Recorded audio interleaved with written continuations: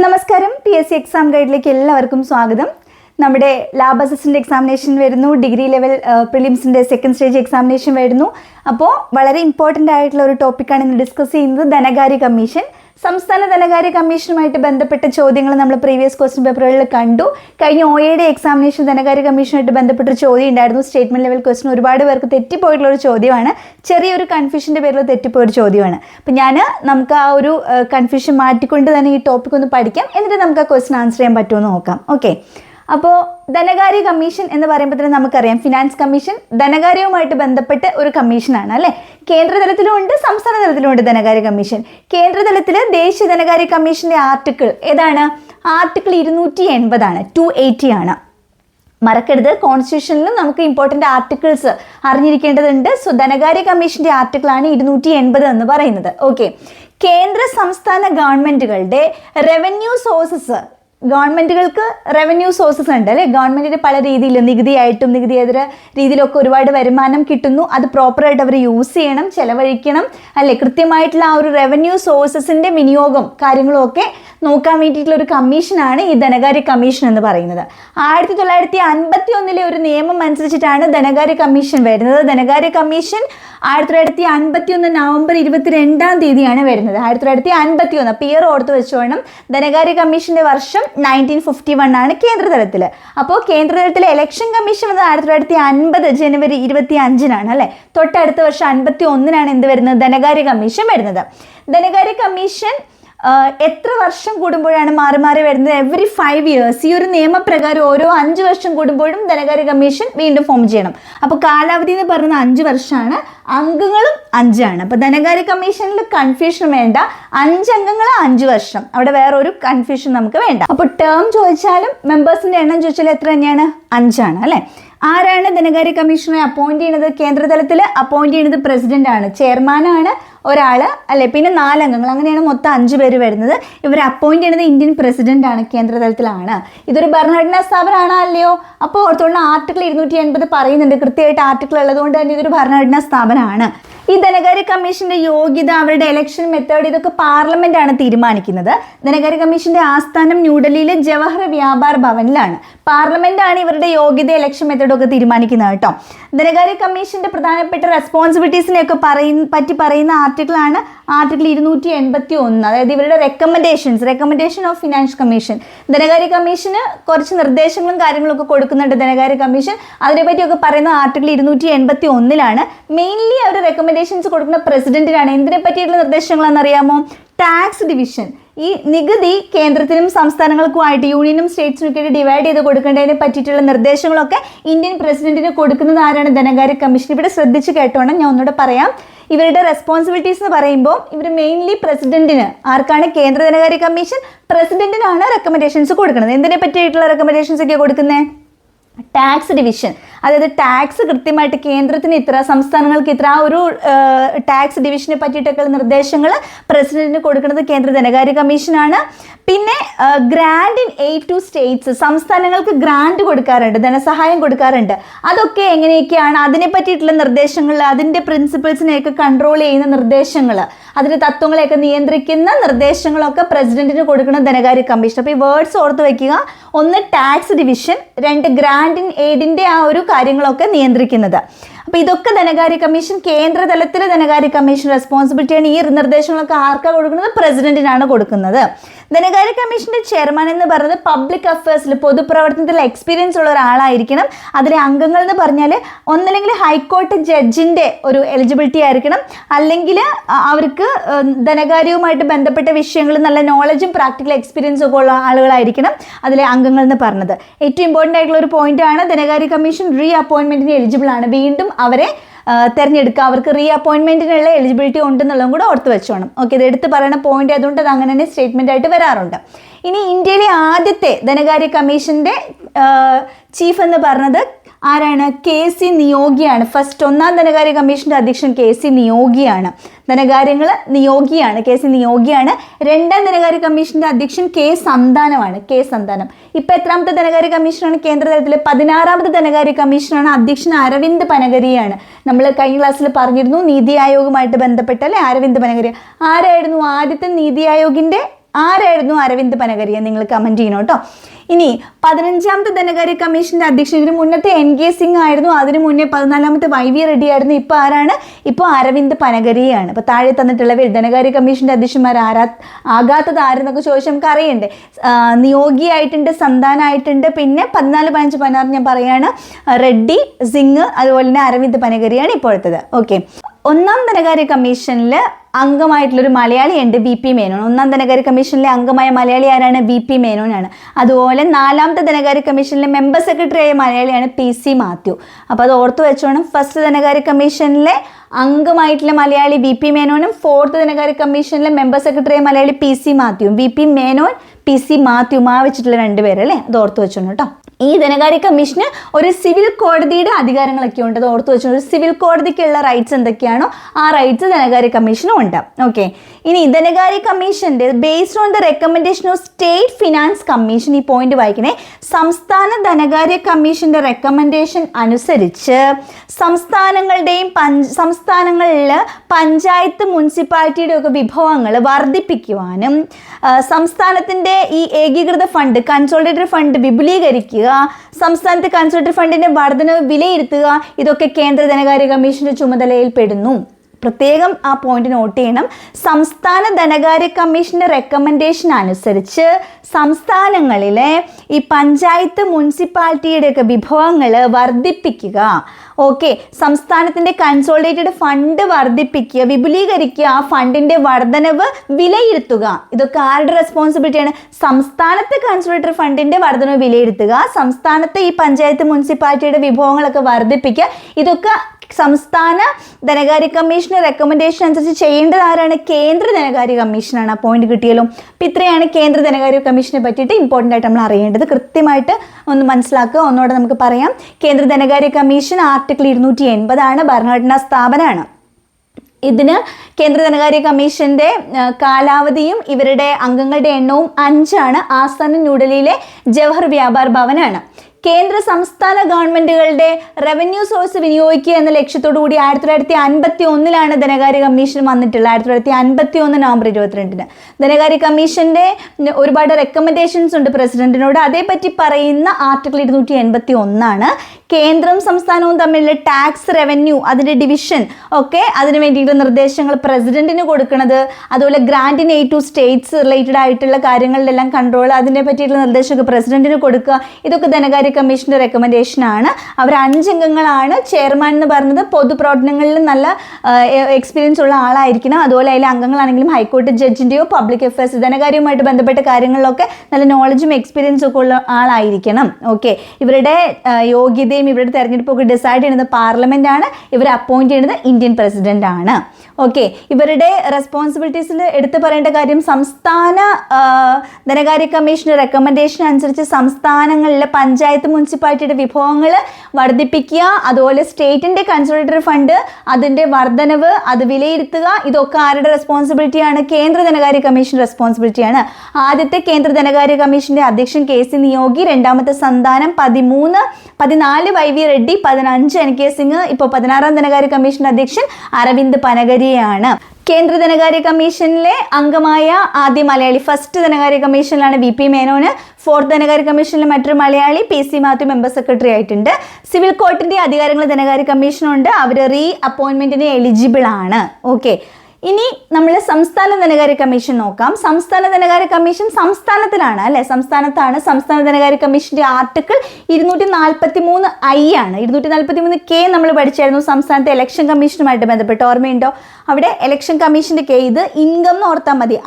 I four income, ധനകാര്യം. സംസ്ഥാനത്തെ ധനകാര്യ കമ്മീഷന്റെ ആർട്ടിക്കിളാണ് ആർട്ടിക്കിൾ 243I എന്ന് പറഞ്ഞത്. കേന്ദ്രത്തിലെ ധനകാര്യ കമ്മീഷനെ അപ്പോയിന്റ് ചെയ്യുന്നത് രാഷ്ട്രപതി ആണെങ്കിൽ സംസ്ഥാനത്ത് ഗവർണറാണ് അപ്പോയിന്റ് ചെയ്യുന്നത്. ഓക്കെ. ഇവിടുത്തെ റെസ്പോൺസിബിലിറ്റീസ് ഒക്കെ തന്നെയാണ് ഇവിടെ ഉള്ളത്. ഇവിടെ കേന്ദ്രം എന്നുള്ളടത്ത് ഇവിടെ സംസ്ഥാനം ആക്കിയാൽ മതി, ഇവിടെ പ്രസിഡന്റിനോടത്ത് ഇവിടെ ഗവർണർ ആക്കിയാൽ മതി.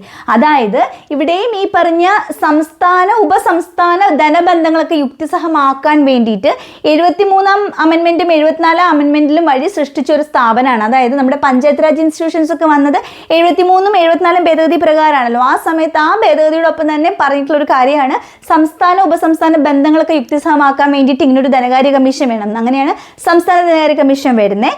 അവിടെയും കാലാവധി 5 വർഷം തന്നെയാണ്, അംഗങ്ങളുടെ എണ്ണവും 5 തന്നെയാണ്, മാറ്റമൊന്നും ഇല്ല. ഓക്കെ, സംസ്ഥാന ധനകാര്യ കമ്മീഷന്റെ ആർട്ടിക്കിൾ 243I ആണ് ഈ മുനിസിപ്പാലിറ്റിയുടെ സാമ്പത്തിക സ്ഥിതി വിലയിരുത്തുക, അവലോകനം ചെയ്യുക, ഗവർണർക്ക് അതിനുവേണ്ട റെക്കമെൻഡേഷൻസ് കൊടുക്കുക, ഇതിനൊക്കെ പറ്റി പറയുന്ന ആർട്ടിക്കിളാണ് 243Y. അപ്പോൾ സംസ്ഥാനങ്ങളുടെ പഞ്ചായത്ത് രാജ് ഇൻസ്റ്റിറ്റ്യൂഷൻസിന്റെ, മുനിസിപ്പാലിറ്റിയുടെ ഒക്കെ സാമ്പത്തിക സ്ഥിതി വിലയിരുത്തുകയും അതിന് വേണ്ടിയിട്ടുള്ള അവലോകനം ചെയ്ത റെക്കമെൻഡേഷൻസ് ഒക്കെ ഗവർണർക്ക് കൊടുക്കുന്ന ആർട്ടിക്കിളാണ് 243Y. ഇവിടെ നമ്മൾ പഠിച്ചിട്ട് 280 നമ്മുടെ കേന്ദ്ര ധനകാര്യ കമ്മീഷനും 281 എന്ന് പറഞ്ഞത് എന്താണ്, റെക്കമെൻഡേഷൻസ് ആണ്. ഫിനാൻസ് കമ്മീഷൻ്റെ നമ്മുടെ രാഷ്ട്രപതിയോടുള്ള റെക്കമെൻഡേഷൻസ് ആണെങ്കിൽ ഇവിടെ 243I ആണ്. ധനകാര്യ കമ്മീഷൻ്റെ ആർട്ടിക്കിൾ 243Y എന്ന് പറഞ്ഞത് ഇവരുടെ റെക്കമെൻഡേഷൻസ് ടു ഗവർണറാണ്. ഓക്കെ, അപ്പോൾ പഞ്ചായത്ത് മുനിസിപ്പാലിറ്റിയുടെ ഒക്കെ സാമ്പത്തിക സ്ഥിതിയൊക്കെ വിലയിരുത്തി അവലോകനം ചെയ്യുന്ന ആരാണ്, അതിൻ്റെ റെക്കമെൻഡേഷൻസ് കൊടുക്കുന്ന ആരാണ്, ആ റെക്കമെൻഡേഷൻസ് ഒക്കെ ഗവർണർക്ക് കൊടുക്കുന്നത് ധനകാര്യ കമ്മീഷനാണ്. അപ്പോൾ വ്യത്യാസം ശ്രദ്ധിച്ചോണേ.